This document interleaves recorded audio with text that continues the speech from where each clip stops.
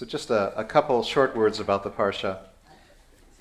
You know, leaders fail for two kinds of reasons. The first reason is external. The time may not be right, conditions may be unfavorable, there might not be anyone on the other side to talk to. So sometimes, in spite of their best efforts, a leader will fail. Such is the nature of life. The second reason for failure is internal. A leader may lack the courage to lead. Sometimes leaders have to oppose the crowd. They have to say no when everyone else is saying yes. This is when courage is most desperately required, and not showing it can be a moral failure of the worst kind on the part of the leader. The classic example of this is King Saul in his battle with the Amalekites. Saul was told to spare no one and no thing. But here's what happened, as told in last week's Haftarah reading. When Samuel reached him, Saul said, "The Lord bless you. I've carried out the Lord's instructions." But Samuel said, "What then is this bleating of sheep in my ears? What is this lowing of cattle that I hear?"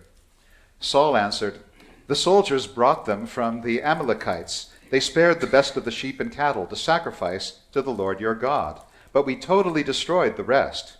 "Enough," Samuel said. "Let me tell you what the Lord said to me last night. Although you may be small in your own eyes, are you not head of the tribes of Israel? The Lord anointed you king over Israel, and he sent you on a mission, saying, 'Go and completely destroy those wicked people, the Amalekites. Wage war against them until you've wiped them out.'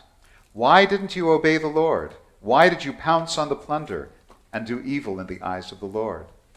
So Saul makes excuses. It isn't his fault. It's the fault of his soldiers. Besides which, the sheep and cattle were spared to offer as sacrifices. Saul didn't kill the king of the Amalekites, but he did at least take him prisoner. However, Samuel is unmoved. He says, "Because you've rejected the word of the Lord has rejected you as king." Only then does Saul admit error, but it's too late for him. Saul's career as a leader is finished. There are leaders who follow instead of leading. Rabbi Israel Salanter compares such leaders to a dog on a leash. The dog runs on ahead, but keeps turning around to see if it's going in the right direction. Have you ever had this experience? The dog may think it's leading, but actually it's following.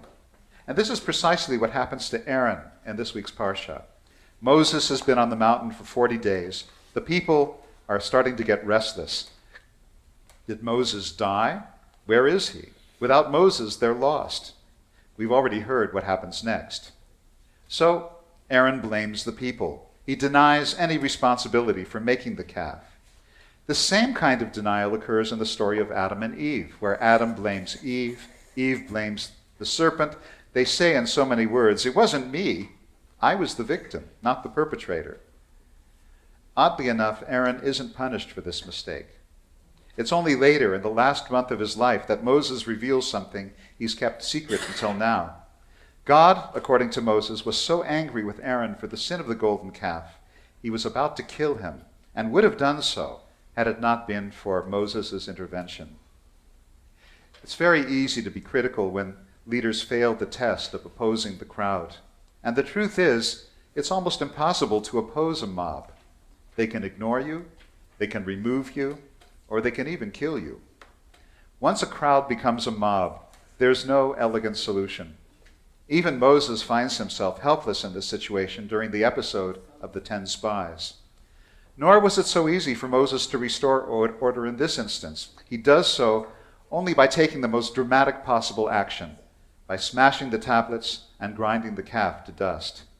He then asks for and receives support from his fellow Levites. And as we heard, according to the Torah, some 3,000 people were killed that day. In retrospect, we say Moses was a hero.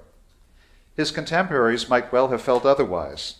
However, thanks to the Torah, we know that what transpired between God and Moses at that time was very significant. The Israelites at the foot of the mountain had no idea how close they came to being completely destroyed, but Moses saves them. Tradition happens to deal very kindly with Aaron. He's portrayed as a man who loves peace and pursues it. And maybe this is the reason why Aaron was made high priest. There's more than one kind of leadership.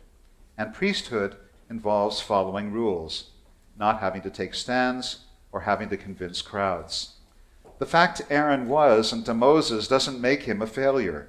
It simply means he was made to play a different role. There are times when you need someone to stand against the crowd, and there are other times when you need to have a peacemaker. So Moses and Aaron are very different types of leaders. Aaron fails when he's called to be a Moses.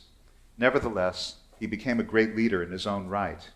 In fact, the leadership of Aaron and Moses actually complemented each other. No one leader can be all things to all people. And the truth is, when a crowd gets out of control, there are no easy answers. This is why Judaism is actually an extended dialogue on individual and collective responsibility. Jews don't, in general, or shouldn't, form mobs, but when they do, it may take a Moses to restore order. However, at other times, it may take an Aaron to keep the peace. Shabbat Shalom.